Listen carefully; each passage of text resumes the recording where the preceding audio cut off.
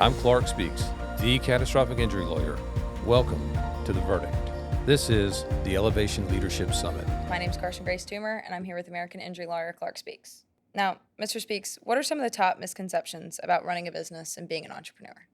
So I think the first one is everybody kind of looks at the boss like that guy's got it made, and that's an easy place to be, and you know, and all that. And it's kind of like social media. You know what I mean? When you see people's social media posts, Instagram, Facebook, or whatever, you see their amazing day, their amazing trip, their amazing experience, their amazing meal.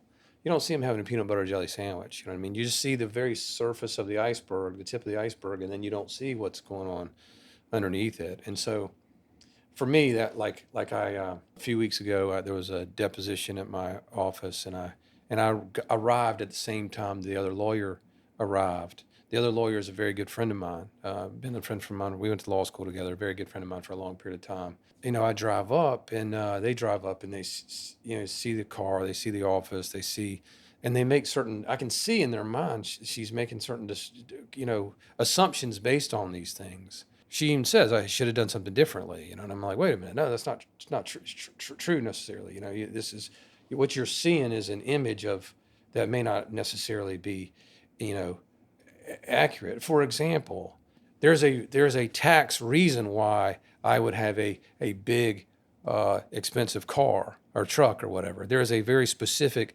generated by Congress, taxable event that happens if you run your own business that encourages you to buy a big, expensive car.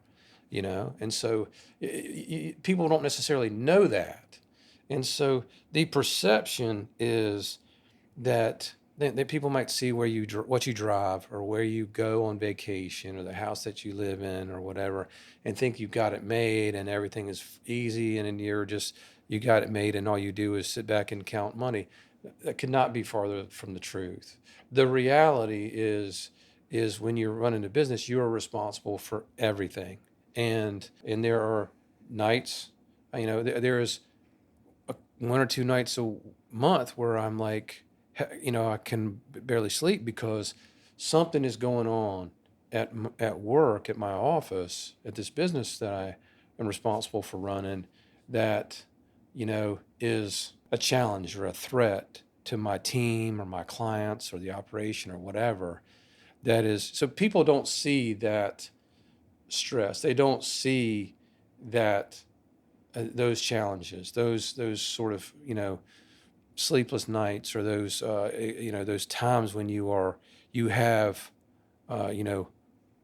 sometimes seemingly overwhelming challenges. You know what I mean? And and they don't see that. All they see is what they see, and all they know is what they know, and they derive certain. They develop certain conclusions based on those limited perspectives, and that's not complete, and it's not an accurate picture necessarily of what that person who runs that business is experiencing. Okay, so what are some of the challenges that you faced when you were starting your business? The first thing, so when I got out of school, 1997, out of law school, I was trying to figure out what I was going to do, and I knew at that point, I knew that I wanted to start my own law firm. I had worked for some people in the past, and we did not see eye to eye on taking care of clients, on ethical decisions, on how you treat other lawyers, how you treat other professionals, other people in the community. And I had some people I had worked with had great experiences with. Foster and Bradshaw was a phenomenal firm, phenomenal guys, very smart people, very dedicated people, very talented people. I worked with Butler Daniel, who's a very gifted trial lawyer and remains a friend to this day. But I had worked with some other people who I was not necessarily as crazy about in terms of the way that they approached ethical things and these kinds of decisions. So I had decided I wanted to start my own firm. And so when I got out, I went with a buddy, and we went, furniture shopping, and I bought all the furniture in my office, probably $1,000. I bought a used copier from another lawyer for $200. I remember it was so old and didn't work. You would make a copy, and in order to advance it, you had to stick your hand up inside the thing and crank it forward and risk electrocution in order to be able to get onto and copy the next page. So it was like, and I had my former boss, who was a judge, had helped me figure out how many rooms I needed and what kind of space I needed. And it was at the top of this hallway, and there was frequently I would have to pass over homeless people in order to be able to get into the door in the morning when I got to work. And it was not exactly a palatial sort of experience. It was like, it didn't smell good, and it was weird, and all this. But each of those things. So you got a certain amount of money that you have to devote to this thing. You have a vision in your mind of what you want to have, right? Like, you got legal shows, you got suits, you got the practice, you got whatever it is in your mind, depending on your generation of what kind of environment. When you're working in, when you're going to school, law school, as a young person, you do not envision working in, you envision, marble floors and oak walls and all this stuff. And that was not at all the experience that I had. It was very sort of, dirty and modest and all this. And, it was clean, but it was like not super nice. Anyway, so, but all that stuff costs more than you think it does. Rent costs more than you think it does. The phone bill costs more than you think it does. Insurance costs more than you think it does. So you've got this money, and you've got to start a business, and you got to get your plane off the ground before you run out of whatever money you've got. And for me, I went to my bank, and they had a program at the time where if you were starting a business, you could borrow $25,000. And so I had to get this thing off the ground before that $25,000 runs out, So I found a place, I found furniture, I couldn't afford to hire a secretary. My mom would come once a week, and she would bring paper towels and whatever, and she would, for the bathroom, and she would and so she would leave her cardigan over the front desk, over the seat at the front desk, and as if she were at lunch for 4 days in a row before she came on the fifth day. But all these things cost more than you think they're going to cost, and the expenses are more than you think they are. And in addition, you have these projections of people that are going to hire you or to do whatever. If you're going to open a pizza shop or a sandwich shop or a boat dealer, whatever it is, and you have these predictions and sometimes they're accurate and sometimes they're not. But the bills are accurate. You can calculate the expenses, but they're going to be more than you think, and the income is going to be slower than you think. So most businesses fail because they're undercapitalized to begin with. People don't have enough runway. People don't have enough resources to be able to see it through, to be able to do the things they need to do over a long enough period of time to get it off the ground. They underestimate how difficult that piece of it is, how expensive it is, and how the money, even if you do get those clients, even if you do get those sales, even if you do get those customers, that they might pay a month late, and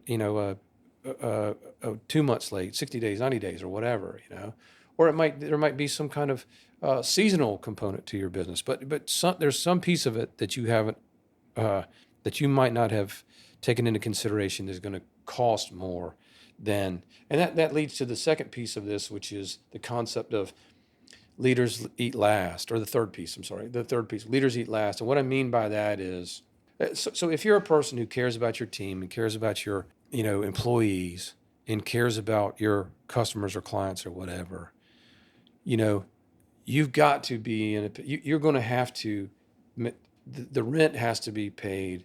The employees have to be paid. Your service providers have to be paid. If there's a guy that cuts the grass, if there's a cleaning service, whatever it is, those things have got to be, all those expenses have to be paid before the person who owns the business gets $1.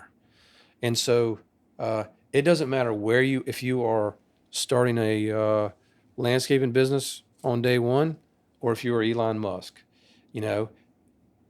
that is a fact that affects everybody. This sort of cash flow, the idea that you do not get paid $1 until everybody else gets paid. So now maybe for Elon Musk or Bezos or the guy from Amazon or whatever, they have passed that, and now they have all the money they need. I don't know what their experience is, but for most normal people, regardless of the size, for anybody that you personally know or you might know that runs a business, there is this sort of cash flow issue of, you do not get any money until you have paid everybody else in the whole program. So that is a challenge that people have to be aware of. It's not necessarily a deterrent. It's just you got to be aware of it when you're making these decisions. Right. Now, how does, having employees or working on a team and you being the leader of that team, how does that maybe deal with you being responsible? And how do you lead that team when it's you on the line? So yeah, that's a good question. So I think effective leaders uh, praise in public and correct in private. And I think that comes from a very real scenario, which is if something good happens, it's important to share credit with the people who are there. If something bad happens, because everybody, every business, every person, there's going to be we're going to make a mistake. There's something's going to go wrong or whatever. If something goes wrong, and you're an employee, let's say you work at an international hardware store, and somehow that company does something, they make a mistake, and somebody gets hurt, or they make a mistake, and they, in any kind of way, every single person can walk out of Home Depot and go work at Lowe's. If it's McDonald's and the McDonald's does something and makes a mistake or a miscalculation or whatever, they can leave there and go to Wendy's. If it's ABC company, if it's a law firm one, they can leave and go to law firm two. There's one person that's going to be holding the bag if something goes wrong, and that is you. There is one person that's going, and it's your name on the sign. It's your responsibility. So no matter how much, how committed you are to helping your clients and to providing, exceptional service for the people for whom you work, sooner or later something's going to go wrong, and everybody in the whole operation is free to walk out the front door with no notice, and then you got to sit there and deal with it. And so that's an important thing for people to realize when they're sort of thinking about, oh man, it would be so great to be that guy or that girl or whatever it may be, but you got to recognize the whole picture of what's going on, the enormous responsibility, this responsibility of taking care of these people, and we have thousands of clients, and so and lots of, and whether you have a landscaping company and you got 8 business, and I know a guy that has a wildly successful landscaping company. He was very helpful to me. I used to have breakfast with him, and he used to share this information with me about business and these kinds of things. But I mean, he had dozens of employees and trucks and stuff and all this, and that's an enormous responsibility, and people just need to recognize that. What would you say is the most important thing for people to know when they're looking to start up their business? Well, so when people are making a decision about whether to start a business or not, let's say you're deciding, should I start a law firm or should I not? You're going to have to choose between 2 things that are potentially uncomfortable. One of those things is the uncertainty of having a business, of starting a business. Like, are you going to make it? Are you not going to make it? Are you going to be able to do these things? Are you going to be able to get through these challenges and these pitfalls and these, whether it's cash or personnel or changes in the law or whatever, The other thing is, so that's one thing that can be uncomfortable, is that uncertainty. The other thing is regret. Are you going to regret not taking a chance on doing something? Because the great thing about having your own business is you can make these decisions. If you'll remember, the reason I didn't want to work for some of these other firms is because I didn't agree with how they did things. I mean, even some of the guys that were phenomenal lawyers and great people, there are some differences in how I would have approached something from where and if you have your own shop, you can make those decisions. You can make those determinations. You can provide the level of service that you think is appropriate, is good, you know what I mean? And so if you have this vision in your mind of how you want to help people and the service that you want to provide and how you want to make people feel you can do that. You have complete power and autonomy and authority to do this thing. Will you regret not being able to make those decisions? And is that more important than the pain of uncertainty and the times when you might not be able to sleep at night because you're worried about the way one of these decisions will impact someone? Thanks for joining us. Don't forget to subscribe and follow us to stay up to date with our weekly episodes. We'll see you next time.